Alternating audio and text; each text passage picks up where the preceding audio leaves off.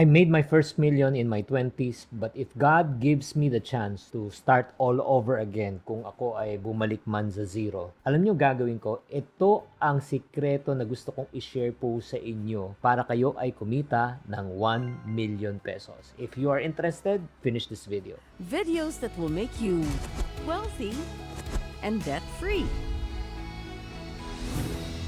Hi there, this is Chinky Tan, your pambansang wealth coach. Sa episode natin na ito, I'm going to share with you one important thing that I've learned in order for you to make your first million faster. At ano po tong sikreto na ito? Wala nang intro-intro. I want you to learn one high-income skills. Isa lang dapat mo kailangan pag-aralan. Isa lang kailangan mo talagang matutunan para ikaw ay kumita ng unang milyon mo. Alam mo, pag ikaw ay nakatuto ka ng isang high-income skill na hindi mo probably na-discover, hindi mo pa nagagawa, alam mo, napakadali po talaga kumita ng pera. I always tell people, napakahirap lang gumawa ng pera pag di mo alam. Pero pag natutunan mo, madali na. I also tell people, the first million is the hardest, but the next ones are easy. So, right now, kung kayo ay interesado at pagod na kayo, okay, I want you to take your paper and pen. Medyo mahaba-haba tong episode na ito. Ano pag-uusapan natin? Ano yung kailangan natin malaman? Bakit ito ang high income? Anong skills na kailangan? At ano yung earning potentials? Number one, ang unang high income skills na kailangan mong pag-aralan is digital marketing. Sa panahon ngayon, lahat na po talaga is online. So, kailangan po matuto tayo mag-promote ng products, services through online. Kung hindi ka natuto, ay nako, mahirapan ka. So, saan yan? Social media, search engine, email, website. So, yan na kailangan mong pag-aralan. Bakit siya high income? Because marami pong negosyo ngayon, hanggang ngayon offline pa rin siya. Kailangan mag-shift po sila sa tinatawag na online platform. And then, that is where you can experience growth. Companies need really people, experts, to be able to generate leads, to build awareness, and drive sales. Kasama na rin po sa digital marketing, yung social media marketing, lahat, search engine, optimization, creation of email marketing, creation of funnels, Google Analytics. Grabe, alam nyo, kung kayo ay natuto ng skills na ito, all of the above na sinasabi ko, more or less ang earning potential nyo na dito na sa 30,000 to 100,000 per month or more. So again, digital marketing. That's one high-paying skill. The second high-paying skill, software development and programming. Kung techie ka ng konti. So that refers to writing, testing, kung code expert ka. As a matter of fact, hindi ka na code expert ngayon, meron na po mga tinatawag na mga AI, no, that you can create. So, bakit siya high income? Kasi marami na po kasi mga startups o mga apps, online platforms, developers, programmers are really high in demand. Believe me. Kailangan nila kasi gumawa ng mga software. Kung alam mo yan, panalo-panalo ka. So, ano yung mga skills na kailangan pag-aralan? Like Java, Python, PHP, JavaScript, HTML. So, ito yung mga kailangan nyo pag-aralan. It may sound foreign. Pag naintindihan nyo, ibig sabihin, you are in for this. Talagang bagay ka. Magkano earning potential nito? Nasa 50,000 to 200,000 pesos per month. Third, high pay income skills na hindi masyadong pinapansin ng tao, copywriting and content creation. When you say copywriting, you are trying to write persuasive na mga emails or let's say sales page para yung mga tao maingganyo, maging interesado na talagang habang binabasa nila, may psychology yan eh. Uy, talagang maganda siya ha? Parang ganun. Bakit siya high income? Kasi this one, pagka magaling ka talaga magsulat, it builds brand awareness. At the end, especially kung sales page yan, it converts sales. Benta. So, kung may benta, may kita. Kung may benta, ibig sabihin, mag-i-invest yung mga kumukuha ng services na ito. So, anong kailangan mong skills? Strong writing skills. Magaling ka dapat sa storytelling, research, the ability to write persuasive copies, either sales page, email marketing, or product description.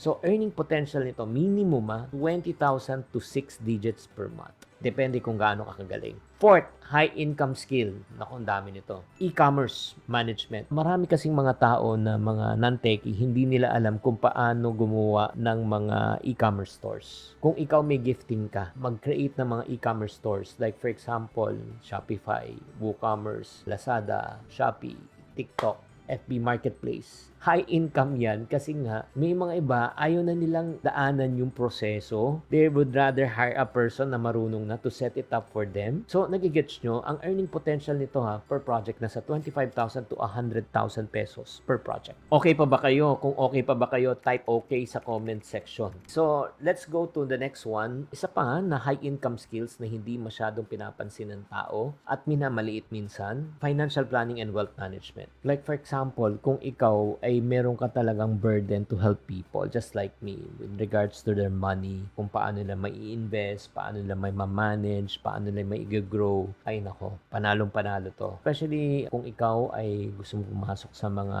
insurance industry. Kasi sa insurance, you can make at least 40 to 50% of the premium they purchase. So, ang potential income mo dito mahina na mga 30,000, mahina na yan to 6 digits to 7 digits per month. Kasi dito, sky is the limit. The more you sell, the more income you make. So, ano kailangan mong skill dito? Selling skill, investment planning skills, financial analysis skills. Kung marunong ka nito, panalong-panalo ka. And ito pa, isa pang hindi masyadong napapansin na skill na talagang ang laki-laki. As a matter of fact, I'm willing to pay 5 digits to 6 digits for people to help me do this. Ano kaya tong skill na ito? Sales funnel creation. Ano po tong sales funnel creation? Ito po ay isang proseso that can guide your potential customers to become buyers. Paano sila, like for example, magkikreate ng awareness, pagkatapos yan, step 1, pagkatapos yan, magkiklik siya, step 2, step 3. Pagkatapos po niyan, ang ending po niyan ay either magiging subscriber, magiging customer, 'di ba? Magiging buyer. So, grabe to. Ang kailangan mo lang matutunan dito, paano ka gagawa ng sales page, landing page. Ang landing page mo na yung parang pagka may promote ka or let's say nag-create ka ng ads, pupunta siya sa landing page, from landing page, tapos sales page, ang ibig sabihin sales page, taga-benta. And then after that, kailangan matuto ka rin gumawa ng mga email marketing sequences kasi hindi lahat bibili agad, so liligawan yan. And then, yun nga, pagka magaling ka talaga sa sales funnel, ang income dito, 40,000 per project to 200,000.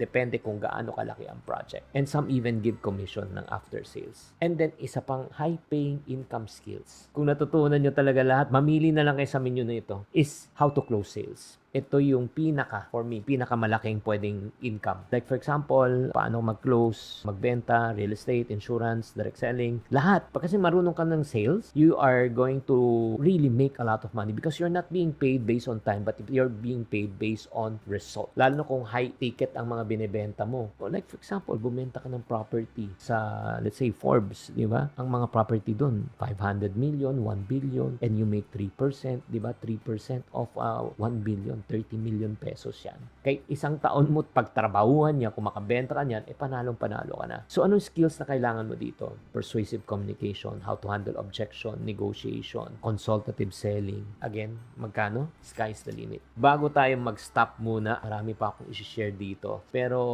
hanggang dito muna tayo. Itong last but not the least, cyber security. Hindi napapansin pero high income skills yan. Ito naman sila nagpo-protect ng system, network, digital attacks. 'Di ba? Kasi ngayon, marami na rin po talaga mga scammers, marami na rin mga tinatawag na hackers. They are skilled professionals to protect yung integrity. Okay, ano kailangan mong matutunan? Network security, ethical hacking, risk assessment. As a matter of fact, lately ako mismo na fake news po ako, tapos may pinopromote na akong crypto. So, in other words, nagamit po ako.